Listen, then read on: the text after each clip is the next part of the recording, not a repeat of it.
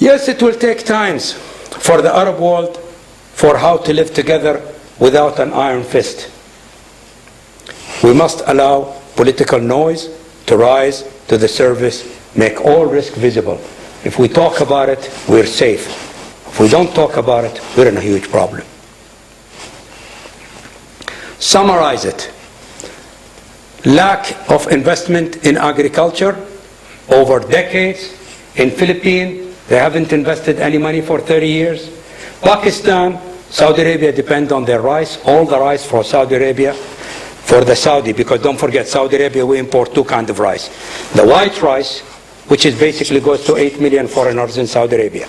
Most of them are from the east, Far East, so they eat white rice. Saudi eat basmati rice, which is the yellow rice, and that usually comes from the Punjab.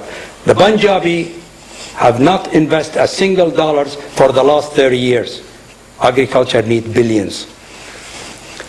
Lack of investment has been identified. Agriculture investment should not be rejected in principle, although there are risks for the host developing country. There is a lot of risk, but it's well worth to take. Simply, we don't have the choice. Recommendation: Saudi Arabia have 5 to 8 billion cubic meters renewable water.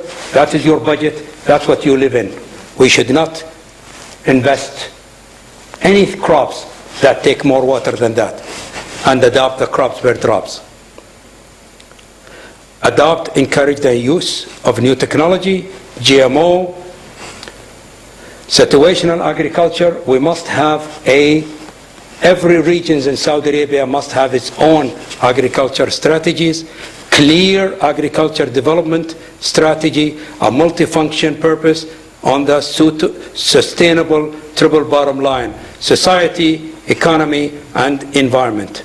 What's my recommendation? My recommendation is, firstly, we create a public company between Saudis and, let's say, Sudanese government, and it will be a joint stock companies. Flexible law. The local settler, you cannot just get people who live there for thousands of years and just said, hey, move out, we're going to give this land to a new investor, and I promise you it's going to be very beautiful. True, very beautiful, but what's going to happen to me? Where are you going to relocate me? Somebody got to involve them in that decision, stakeholders.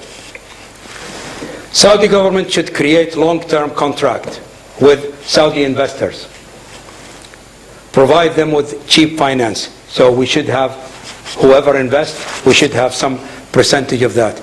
Saudi government should act as a facilitator, protectors between the Saudi investor and the host country.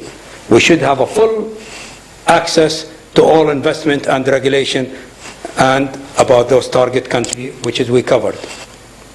My conclusion: food security is the political aspect of agriculture development. Food security is not only about food, but it's all about security, chronic hunger, threaten individual governments, societies, and borders. How many of you believe these figures? 3 million people in Saudi Arabia live under the poverty line. Did anybody know about this number before? It's true. This is not my figure. This is published. It's an annual report of the Saudi Ministry of Social Affairs, stated that 3 million residents of the country of Saudi Arabia below the poverty line. Let's look at the other side of the coin. We have, according to Merrill Lynch, we have 113,000 high net worth individuals. What is a high net worth individuals?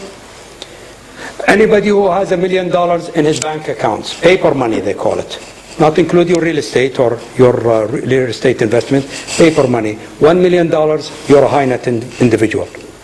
If you have, it's range between 20 to 25 to $35 million, you are ultra high net worth individual. Unfortunately, this number is going 8% a year. Thank you very much. It's growing by 8% a year? Yeah, that's 113,000 is grow 8% a year. Thank you very much.